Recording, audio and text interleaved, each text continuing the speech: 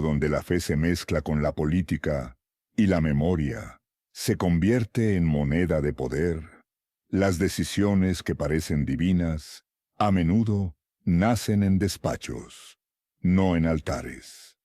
Detrás de cada bandera, de cada discurso sobre paz y justicia, hay manos invisibles que mueven los hilos, dirigiendo el destino de naciones enteras. Mientras el resto del mundo aplaude, ora o simplemente calla. Hoy te invito a mirar más allá del relato oficial, a observar, sin miedo, cómo se manejan las cuerdas del titiritero. Porque solo entendiendo el teatro del poder, podremos descubrir qué hay realmente detrás de la tierra prometida. El poder detrás de la fe. Todo empieza en Europa, 1945. Las ciudades son ruinas. Millones de cadáveres descansan en campos de exterminio, en cárceles, en las sombras de una guerra que despojó a la humanidad de su sentido moral. El mundo descubre Auschwitz, y con él, la profundidad del horror. Pero mientras se cierran las tumbas, un nuevo proyecto político comienza a levantarse. La idea de que de tanta muerte puede nacer una nación. En el siglo XIX, un periodista austrohúngaro llamado Theodor Herzl propone una idea radical: que los judíos, perseguidos por siglos en Europa, deben tener un Estado propio. Lo llama el Estado judío. No habla de fe, sino de política, no de promesas divinas, sino de soberanía. Su movimiento, el sionismo, busca una tierra. Herzl mira mapas. Argentina, Uganda, África Oriental. Pero sus seguidores miran a Palestina, la tierra bíblica de sus ancestros, bajo dominio del Imperio Otomano. Allí convergen religión, historia y poder. El sueño espiritual se transforma en un proyecto geopolítico. En 1917, Gran Bretaña emite la Declaración Balfour, prometiendo un hogar nacional judío en Palestina. Lo hace por cálculo, no por compasión. Busca aliados, influencia y control del Medio Oriente. Tras la Primera Guerra Mundial, el territorio pasa al mandato británico. Allí conviven no sin tensiones árabes, cristianos y judíos. El sionismo se fortalece con olas migratorias desde Europa. Las granjas colectivas, los kibutzim, se multiplican. Los árabes palestinos observan cómo sus tierras son compradas o confiscadas. Las tensiones se vuelven violencia. En 1947, la ONU propone dividir Palestina, un Estado judío, un Estado árabe y una Jerusalén internacional. La comunidad judía celebra. Los palestinos y los países árabes lo rechazan. La tierra se divide sin su consentimiento. El 29 de noviembre de 1947, la Resolución 181 se aprueba. Ese día, el mapa del mundo cambia para siempre. El 14 de mayo de 1948, David Ben-Gurión proclama el Estado de Israel. 11 minutos después, Estados Unidos lo reconoce. La guerra estalla al día siguiente. Israel sobrevive y se expande. Del 56 del territorio asignado, pasa al 78. Más de 700.000 palestinos son expulsados o huyen. La Nakba, la catástrofe. Mientras los israelíes celebran su independencia, los palestinos inician un exilio que aún no termina. La tragedia judía del Holocausto se convierte en el pilar moral del nuevo Estado. Las potencias occidentales, marcadas por la culpa, respaldan a Israel como compensación. Alemania firma el Acuerdo de Luxemburgo, 1952, pagando reparaciones a los sobrevivientes y al gobierno israelí. El gesto busca redención, pero también conveniencia, reconciliar a Alemania con Occidente y convertir a Israel en socio estratégico frente a la Unión Soviética. La memoria del Holocausto se universaliza y también se instrumentaliza. Recordar se vuelve deber, cuestionar, sacrilegio. El dolor se transforma en escudo político. Después de lo que sufrimos, nadie puede juzgarnos. Esa frase, que encierra verdad y trampa, marcará décadas de política internacional. Washington encuentra en Israel un aliado perfecto, un Estado moderno, militarmente fuerte, tecnológicamente avanzado y alineado con los valores occidentales. Durante la Guerra Fría, Israel es el bastión de Occidente en Medio Oriente. A cambio, recibe ayuda militar, veto diplomático y legitimidad política. El vínculo se refuerza con el tiempo. El lobby pro-Israel, encabezado por AIPAC. ¿Y qué es AIPAC? AIPAC, o American Israel Public Affairs Committee, es un influyente grupo de presión sionista en Estados Unidos que trabaja para mantener una estrecha relación entre Israel y Estados Unidos. Fundado en 1963, aboga por políticas pro-Israel ante el Congreso y la Casa Blanca y se considera uno de los lobbies más poderosos del país. Y respaldado por sectores evangélicos y financieros, garantiza apoyo bipartidista. Las llamadas iglesias, amigas de Israel, tabernáculos bíblicos, ministerios mesiánicos o embajadas cristianas internacionales de Jerusalén, forman parte de un movimiento teológico y político más amplio conocido como sionismo cristiano.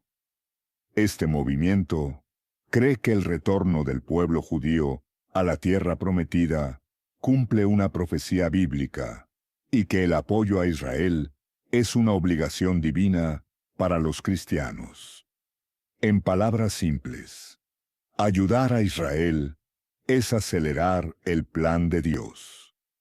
No todas estas iglesias son financiadas directamente por el Estado de Israel o por AIPAC, pero muchas reciben apoyo logístico, donaciones, invitaciones oficiales, viajes y reconocimiento público por parte de organizaciones israelíes o estadounidenses vinculadas a la causa sionista.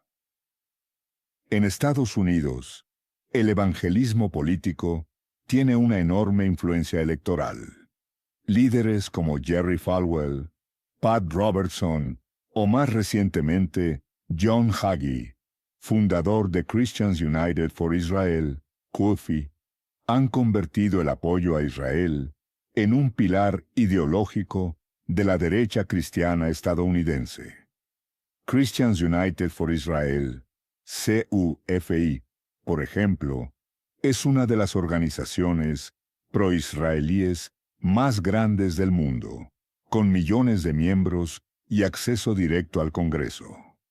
Aunque no depende formalmente de AIPAC, sus intereses coinciden casi completamente: apoyo militar y diplomático total a Israel. Rechazo a la creación de un Estado palestino. Justificación teológica del dominio israelí sobre Jerusalén. Estas iglesias mueven millones de dólares al año en donaciones, peregrinaciones y proyectos de construcción en Israel. Algunas de sus filiales en América Latina, como ciertos tabernáculos evangélicos o ministerios de restauración, reciben apoyo indirecto a través de fundaciones, organizaciones no gubernamentales, religiosas o programas culturales financiados desde Estados Unidos. AIPAC, American Israel Public Affairs Committee, es un lobby político, no religioso. No financia iglesias ni cultos, pero sí aprovecha la base electoral cristiana pro-Israel para presionar al Congreso y al Ejecutivo estadounidense. De hecho, AIPAC colabora frecuentemente con grupos evangélicos, organizando conferencias, eventos y campañas conjuntas.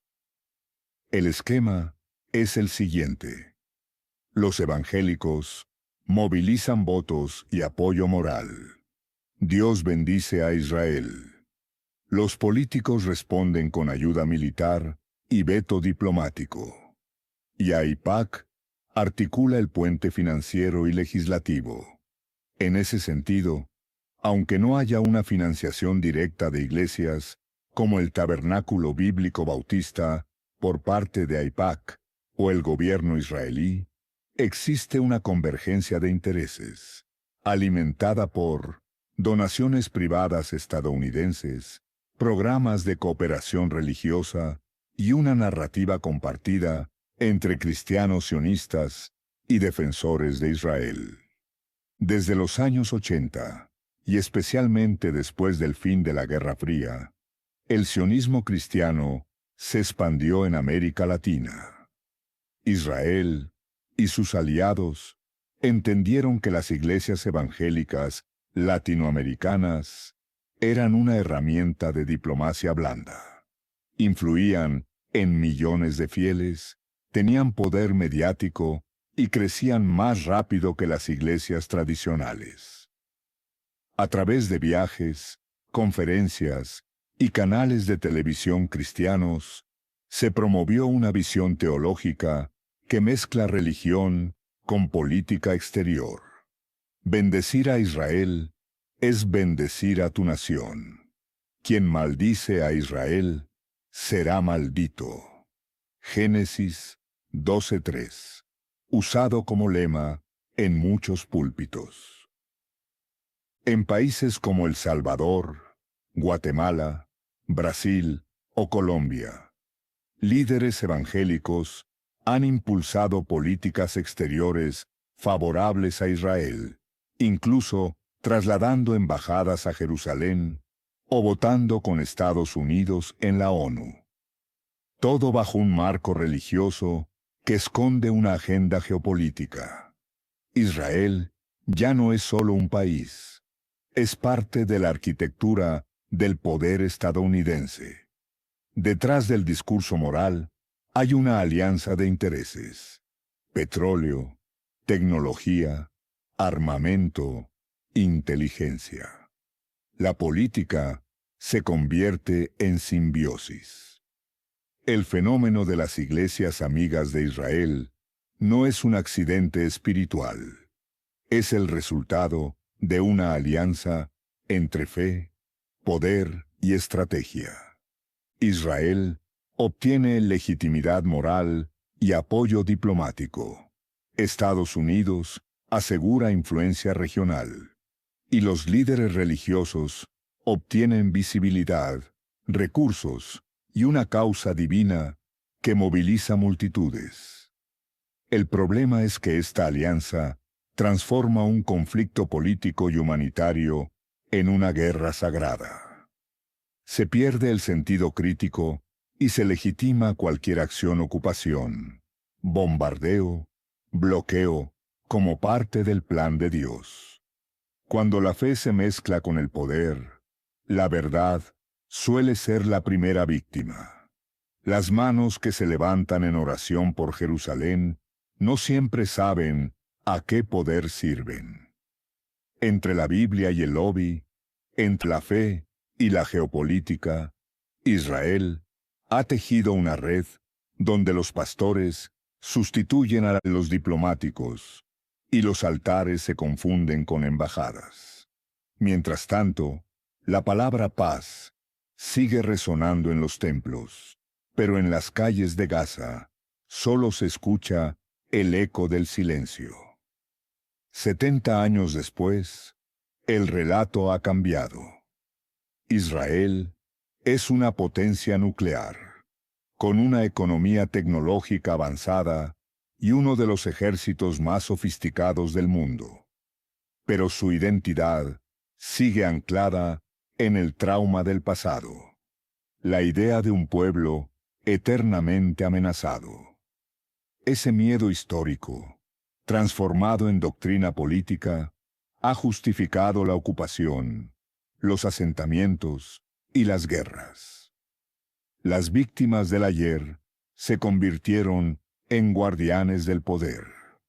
Los muros que un día fueron símbolo de protección, hoy son símbolo de separación.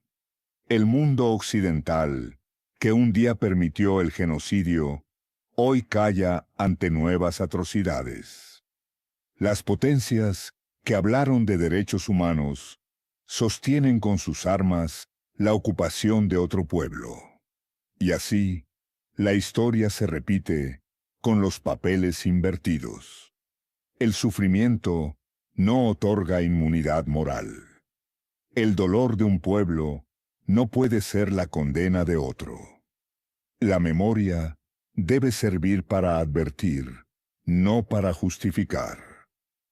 El conflicto israelo-palestino no es eterno ni religioso. Es político, económico y moral. Nació de una tragedia europea trasladada a Oriente Medio y de una alianza que confundió reparación con poder. Hoy, mientras Gaza se desangra y el mundo mira en silencio, la pregunta ética vuelve a resonar. ¿Qué aprendimos realmente del Holocausto? ¿A no repetirlo o a repetirlo desde otro bando? La tierra prometida sigue siendo una herida abierta, un espejo donde la humanidad contempla su propia contradicción.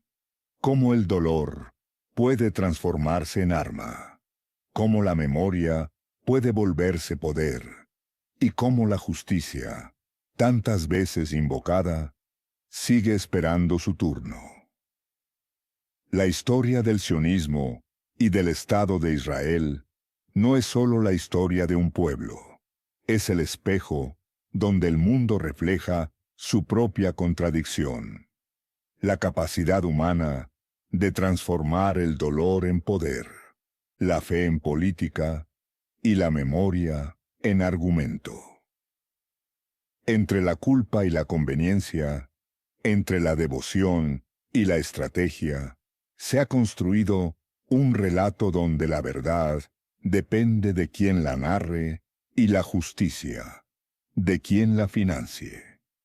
70 años después de su fundación, el conflicto ha devorado a Gaza, cobrando la vida de miles de personas, un número que ha conmocionado al mundo, pero que no ha detenido la maquinaria militar. Es en este clímax de destrucción donde el poder de Estados Unidos, personificado por Donald Trump, vuelve a inyectarse de forma decisiva. Mientras la presión internacional y las protestas se multiplicaban, ni el primer ministro de Israel, Benjamin Netanyahu, ni el liderazgo de Hamás cedían. Netanyahu, prometía la victoria total, y Hamás juraba no liberar a los rehenes hasta la retirada completa. El dilema era político, pero la solución fue impuesta por la fuerza diplomática. La secuencia de eventos que condujo al alto el fuego no fue un acto de inspiración moral, sino de coerción estratégica. Trump, con su estilo transaccional y su fuerte alineación histórica con Israel, irrumpió en la escena con un plan de paz y un ultimátum. La presión de Washington se convirtió en un martillo. El apoyo diplomático y militar incondicional que Israel recibe de Estados Unidos es su principal escudo, y Trump lo utilizó como palanca. El mensaje fue claro. Si la guerra se prolongaba sin una salida, el costo para Israel en legitimidad, alianzas regionales y apoyo armamentístico sería demasiado alto. Netanyahu, políticamente debilitado en casa y dependiente del apoyo estadounidense para continuar la campaña militar, se vio inducido a aceptar el plan. Este acuerdo, anunciado con la grandilocuencia característica de la Casa Blanca, permitió la liberación de los rehenes y la retirada parcial de tropas, siendo aclamado como el fin de la guerra y un hito para la paz en Medio Oriente. La paz, sin embargo, llegó cargada de cinismo. No fue el resultado de la justicia o la negociación entre partes iguales. Fue una paz por imposición, firmada sobre las ruinas y la memoria de las miles de víctimas, la mayoría de ellas civiles palestinos. ¿Es esto el fin del conflicto o simplemente un cambio en el guión del teatro del poder? El sufrimiento de un pueblo ha sido utilizado como argumento para la acción. El poder de un líder global ha detenido la violencia, pero ha legitimado el costo. La tierra prometida sigue siendo una herida abierta. La historia nos ha enseñado que las guerras no terminan cuando se firma un papel, sino cuando la justicia finalmente desplaza a la conveniencia. Y mientras la política celebre la paz, las miles de personas muertas en Gaza son la evidencia de que la verdad fue, una vez más, la primera víctima. La guerra se detuvo, no por justicia, sino por imposición. Esta paz se firmó sobre la memoria de miles y miles de vidas perdidas. Mientras Israel lamenta sus cerca de 1.200 víctimas iniciales, la ofensiva sobre Gaza dejó un saldo desgarrador de más de 60.000 palestinos muertos, con una inmensa mayoría de niños y mujeres. La memoria del Holocausto no otorgó inmunidad moral. El dolor de un pueblo se convirtió en la condena de otro hoy. Más que nunca, el desafío no es elegir bando, sino atreverse a mirar sin miedo las sombras detrás de la luz. Porque solo cuando la fe deja de ser instrumento del poder, puede volver a ser un puente hacia la humanidad. Y ahora, la pregunta que nos queda: ¿estamos observando la historia o seguimos siendo parte del teatro que la repite?